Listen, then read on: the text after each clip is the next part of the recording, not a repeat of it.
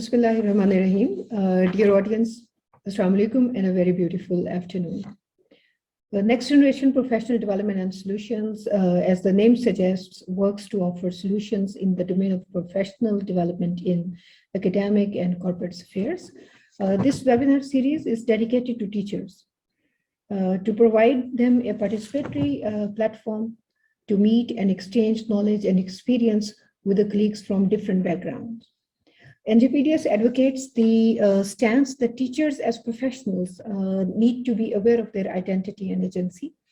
So through this discussion, we highlight the importance of understanding the teacher identity and agency in the context of Pakistan by showcasing real voices of real teachers.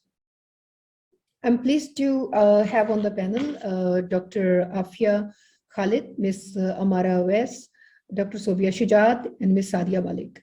The panel is a representation of school, college, and university level of education and the complex nature of the teaching profession itself. In any society, literacy rate is referred to determine the speed and dimension of the progress of that society. And quality education definitely becomes an added factor, highlighting the role of teacher in it.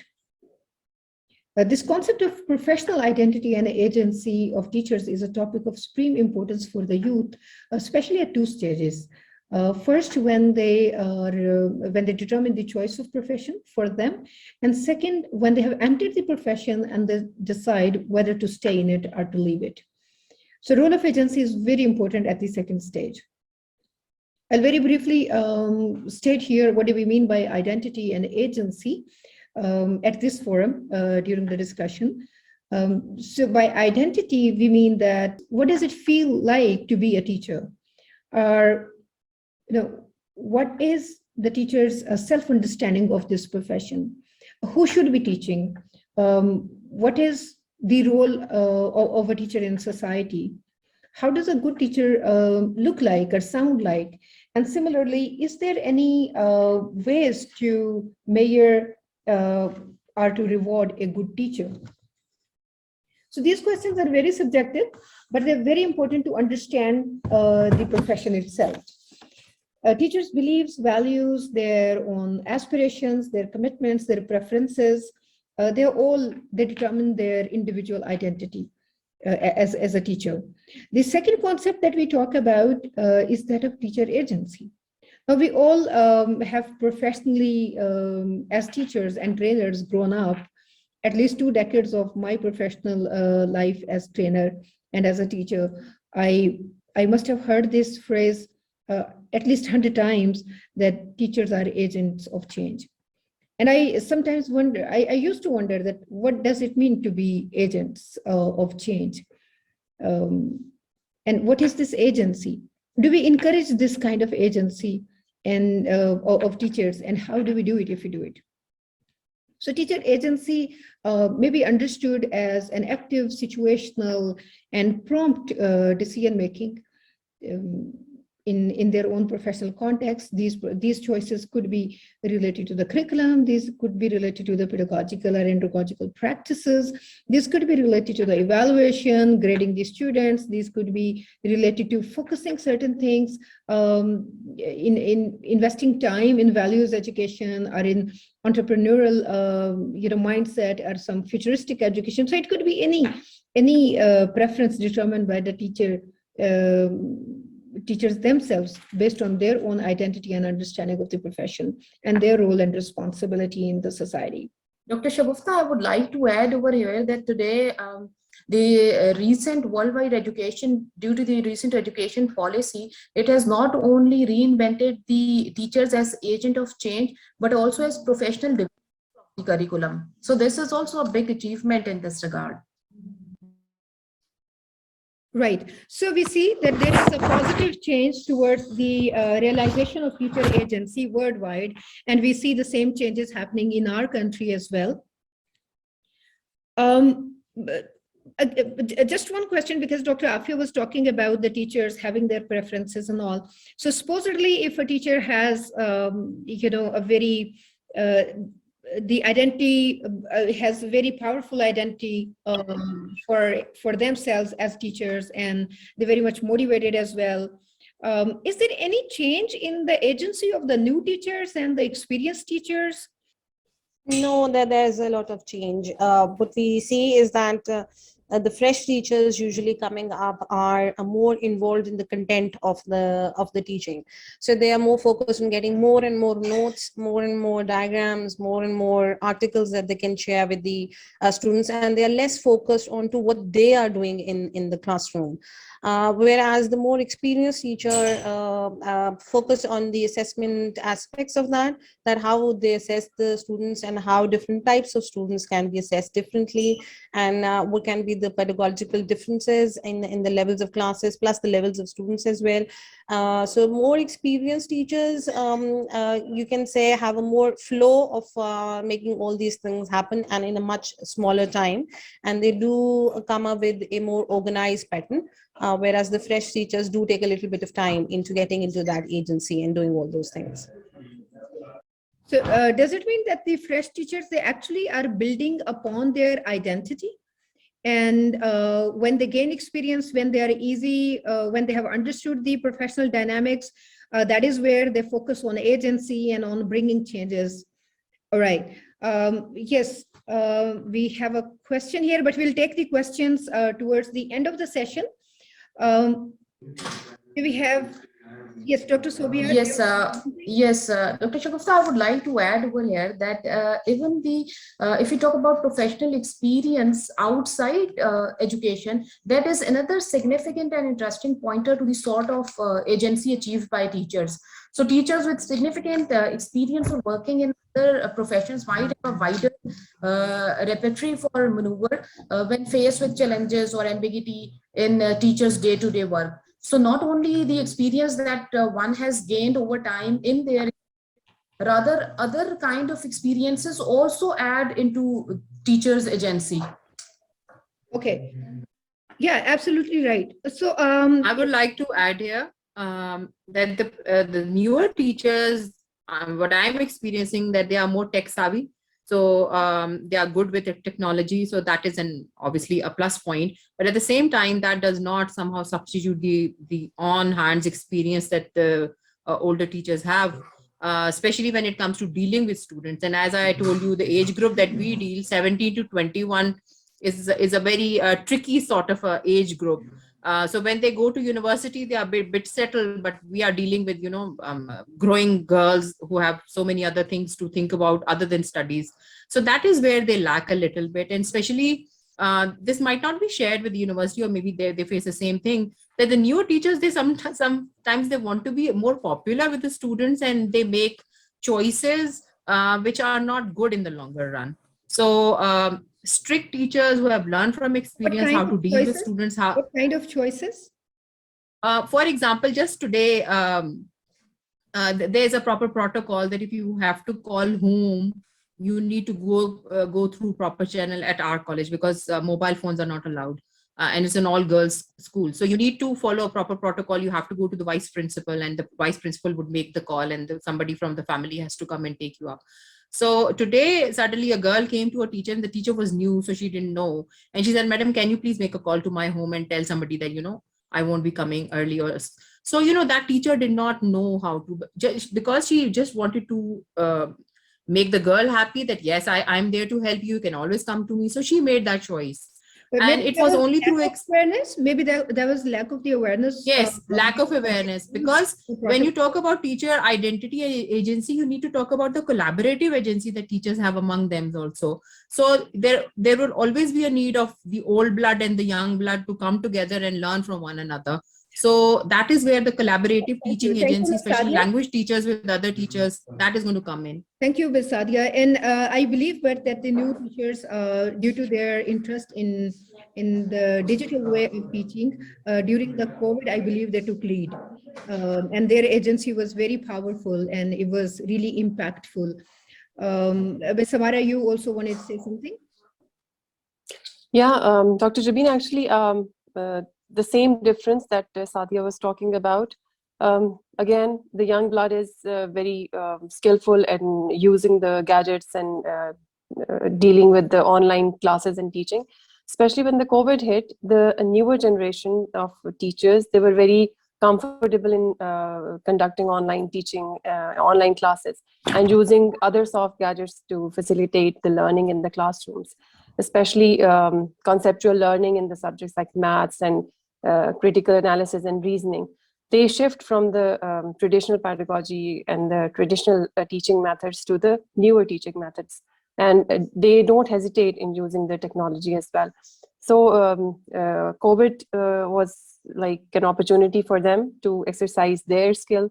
And definitely the young students, they learn from them a lot more effectively than the way they were taught by the traditional or the old teachers. And one more thing again, just like the girls of a college look forward to their teachers and they form an image and they idealize the personalities of the teacher. Definitely the young kids do also, because I'm heading a primary school, and the young kids look forward to and they get to engage themselves more with the younger teachers. And definitely it's the teaching learning process is a collaborative process. It's not about just coming to the class and giving the lectures. Especially when you are dealing with younger kids, they love to get involved in activity-based learning. So this is where the younger teachers take the lead. I would like to add here that the customary practices and professional competencies of teachers may be revealed as irrelevant or insufficient under some circumstances, thus requiring skill enrichment or along with some management of resources, just like Ms. Amara added. And another point over here is that even the agency that depends on several factors, in which two very important factors includes the teacher's internal traits, for example, the motivation to engage in professional learning, and the institution's structural conditions for professional learning, for example, involving teachers in decision making, like we discussed earlier. Okay, however, just linking it with Ms. Amara's stance on the role of younger teachers at the school level, I believe that the students at the school, they're in a much more impressionistic age, and they really learn a lot of things from the teachers, and teachers, you know, they might not even be thinking what are they becoming the agency for, the way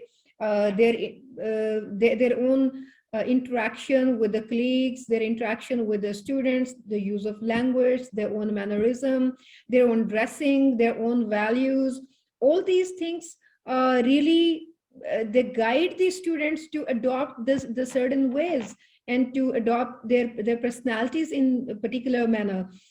So teacher agency becomes very important and sensitive at the stage where the children are yet learning to be complete personalities, because they get all those impressions from different teachers.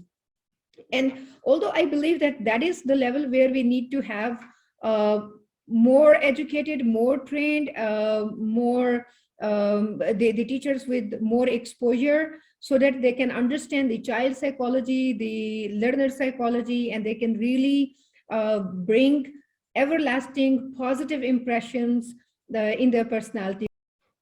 Dr. Afia, you want to say something? I was just listening to you and saying, yes, that is what happens. Oh, that's right. That's right. So, you know, we talk about the teacher training, and then Dr. Sobi also talked about different factors which add to the agency of the teacher, and awareness is something very important. So if I really talk about the awareness of the curriculum, you know, at least throughout my profession, my training profession and career, I found very few teachers who were aware of the curriculum document or who had gone through the education policies. Now, that surprises me. This is exactly like, you know, a chef starts baking a cake without knowing the recipe. This is exactly, you know, how do you feel like, you know, handing over your laptop to somebody who has never operated or who has never fixed a laptop before?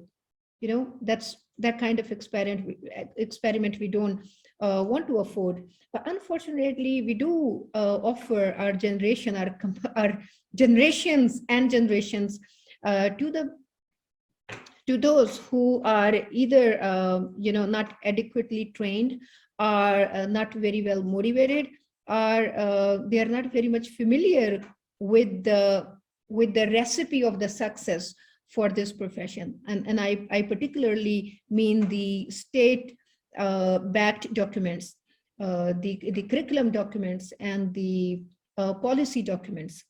And I believe that unless you are familiar with these documents, you won't be able to exercise the teacher agency in the desired manner. How do you say, what is your opinion about it, Ms. Amara? So, Dr. Jabeen, you're very right. This is actually a dilemma that the teachers who are teaching, they are unaware of the fact that the thing that which is in their hands is called the textbook, and it is a reflection of the learning outcomes which are actually there in the curriculum. So and the practice is going on, and they are believing that this is what they were meant to teach to the kids, and this is what the students were meant to learn. But I'm happy that for the last 4 to 5 years, the Curriculum Council has been involving the practicing teachers, and the reflection is there. Definitely, it's a small number of teachers who are representing their creed, but the change here has happened, and the same curriculum learning outcomes are reflecting or mentioned, especially in the textbooks also. So a sense of what is in the curriculum is going to the classrooms now. And hopefully, in the long run, with the teachers training also on the curriculum patterns, they are going to reflect the true spirit of a curriculum related to each subject, and the main objective of the learning would be achieved. Right. So I want to contribute to this, by saying that when I joined NCC in 2017, I was a teacher for almost 18 years, and I have never heard the word SLO before. So I still remember in the first meeting, I was just asking around, what does SLO stand for? So although I had been teaching English for like 16 years, but I never had a chance to actually look at the curriculum document. And even on a more professional level, even among teachers, there is still a confusion between what syllabus and textbook and curriculum actually mean. So they are usually taken synonymously, that maybe they mean the same thing, but it doesn't. So this was the first time, and it was done in a very gradual way. So it was a document first, and then from the document, textbooks were made. And as Amara said, the SLOs were reflected over there. And then we actually insisted that the teacher training manuals that were being made, that should be made on these books. What really happened is that whenever you are teacher training, you take content from outside, and that looks too idealistic to be actually implemented in public schools, especially. You come back from training and you realize that you can't actually use anything from the training. But this time around, the training was actually focused on the textbooks, 6 days extensive training on the textbook, in which one whole day is dedicated to get the teachers familiarized with the curriculum document. So obviously the change has taken place, and it is going to take some time to actually become more familiar with teachers. The institution I belong to, we have been in the process of change over the past 2.5 years. So we did have these policy documents from HEC, and what we wanted to do was to make every person from the faculty being familiarized with the whole policy. So we shared it with everyone. Now there is that problem where it comes again and again, and that is, out of that faculty of 110 people, only 20 of them actually read it. After a gap of 1 month and after a lot of reminders, only 20 people read it. So it's not just that it's the agency or the institution that is stopping people from not being a part of that policy documentation or going through that curriculum. It is us as well. the faculty itself as well is involved into it, because they don't want to be a part of it, because they feel that if they put so much time into it, it's a complete wastage that will not give them any, there's no reward related to it. And since there is no reward, so it means that they should not put that much of time into understanding all of that. So yes, there is one a point of sadness from the agency side, that they do not include the faculty into the whole process. And from the other side, it is the faculty itself that do not want to put in that much of time to understand all these things and being a part of it and being part of the decision making, because they feel that somehow the responsibility might backfire onto them at some point. So that is where the problem is, and it comes again and again in many different ways. It's very important point, Dr. Afia, that your own desire to excel in a profession, and that is where we were talking about identity first and then agency. And building on Ms. Samara and Ms. Sadia's viewpoint, that it's very important that you understand the right document for it. You have to get into the habit of knowing the document and reading the document. What do certain philosophies stand for? What do certain terminology stand for? Until and unless you understand the motive behind it, it's not about the words, it's not about the technical words, it's all about the concepts, because the concepts eventually drive your actions. The concepts drive your preparedness for your profession. So it's very necessary that we ensure that our teachers, they have access to such documents. Like Ms. Sadia shared with us that when she started working on the curriculum document, that is for the first time when she read about, or when she knew about the SLO as a terminology. While I believe SLOs have to be part of the teaching practices right from the day one. So if teachers do not understand what do standard learning outcomes mean, or what do student learning outcome mean, how are they going to plan the whole teaching activity to achieve those outcomes? So it's not only about the concept. This was only one example. Okay, I would like to add over here from the Yes, university. Dr. Sobia. Yes, from my university's perspective, if I add into, so I'll say things are changing now. And definitely we do take into consideration, because there are accreditation bodies now, and they have to visit universities and they have to see the alignment of curricula with the broader objectives, the program learning outcomes, the course learning. And even if we go broader than the organization or the university's mission and vision. So I see now that in the last 1 decade, there are changes taking place in the universities, and departments are trying to align their program objectives with the university's mission and vision and the department's vision. So there are changes taking place. However, this will take some time that we see it in full execution. And like earlier speakers also mentioned, that it is not only the universities or the education or institutions responsibility, rather it is the individual responsibilities as well. And the personal capacity, beliefs and values plays a very important role over here. How a teacher, his skills and knowledge, his professional and personal beliefs and the values that exist in the organization, all they inculcate and take a role in this regard. So I think we have both school of thoughts. There are changes taking place depending on the school, on the university, on the college, and the teacher's identity that plays an important role in all this. Right, thank you.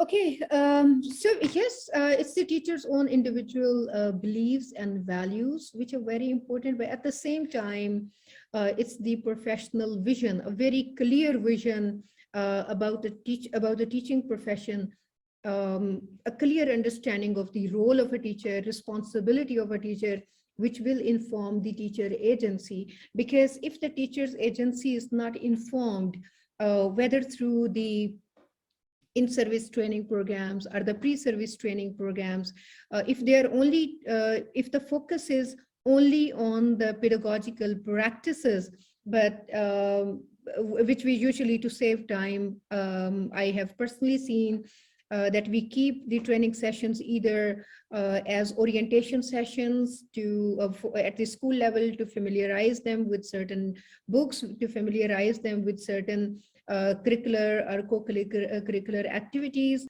So we just will get the closing views from our dear speakers, that what would be your suggestions to improve the agency of the teacher at the different levels of education that you're handling. We'll keep it very short as we are approaching the end of our I would like to say that the teachers training program that are being practiced nowadays in Pakistan, they need a major revamp. And you need to include words like teacher agency identity in it. And also even at the university level, some teacher training programs have to be introduced, because a lot of professors with a lot of extensive research background, when it comes to actually imparting knowledge to students, that is where they still have a problem. So the teachers training program need to be revamped and upgraded. Right, thank you. Okay,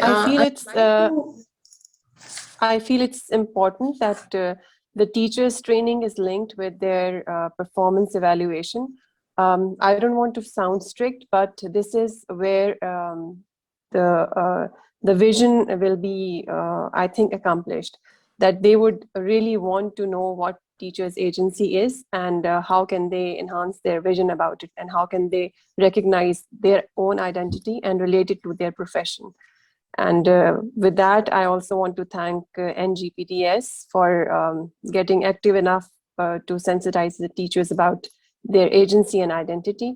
And I'm happy that I'm relating my profession with Ngpds. Thank you so much. No, thank you, Ms. Samara.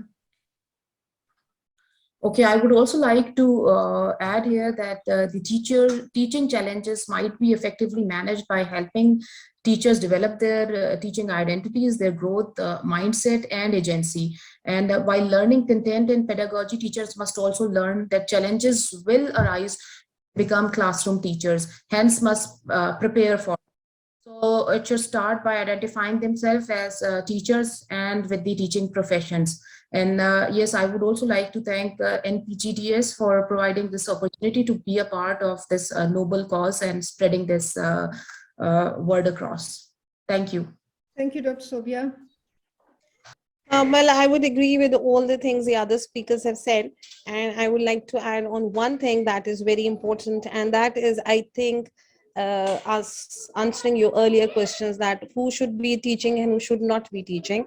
So I particularly feel that a person who actually identifies with being a teacher as the role of a teacher, there's certain objectives to it, identifies with them in his own personal capacity, then that person should be teaching. Otherwise, they should not come into this profession. I have seen so many people that lack the emotional aspect of being a good teacher, and they're still teaching just because there's nothing else to do.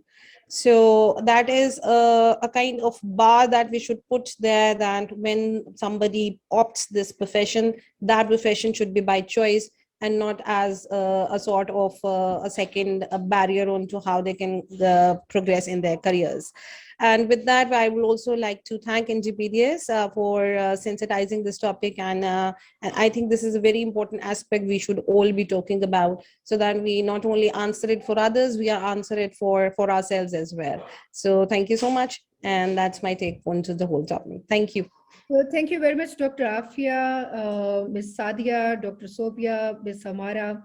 We really, I believe we stand more educated with your views. Dear audience, so much more may be discussed on the topic, but it is time to conclude the session now. And the whole, the 1 hour long discussion that we held here, I would try to sum it up in few points. First of all, we advocate the stance that teacher identity and agency needs to be paid attention to more thoughtfully, and we need to develop better professional development, teacher training courses to incorporate these elements. We also believe that a better dialogue between the school, college, and university teachers should take place. The professional development and teacher training courses must incorporate these elements. Moreover, the interaction of the teachers with the policymakers, with the curriculum documents, and with the policy documents themselves need to be improved to channelize their agency in more rewarding direction to really help the students achieve better. We also need to promote the exchange of information and dialogue between teachers across the grades and between the teachers and educational researchers. Which means that we should encourage the educational researchers in this area of pedagogy. And we should also promote the concept of action researches by the teachers themselves so that they really know where to strengthen their role, where to make certain changes, again, to bring the outcomes related to their profession. We also realize that the training institutions need to have partnership with the universities to offer research-based teacher training education in pre-service and in the induction phases as well. We also, the panel was of the view that there has to be a sense of accountability in the profession, which usually is missing, although there have been trends. Now, again, how much accountable do you want to hold the teachers? That is another debate, and we can hold a separate session on it. But I believe we have to find a balanced way between accountability and creativity. How much flexibility do we want to give to the teachers, and where should accountability come to play its role? It's very important to decide. And we encourage the growth mindset of the teachers. If the teachers have to really exercise their agency after realizing and after aligning to the identity that they have. Identity means their own personal identity, the social identity, and then the identity that they receive that is in the minds of the students, the learners' understanding of the teacher identity. All these things, once they understand this, they definitely stand more prepared to channelize their agency and their impact in a better manner. I again thank each one of you. Your time, your suggestions, your viewpoints are valuable to us. Thank you very much. And dear audience, thank you very much for your being with us, and have a wonderful evening.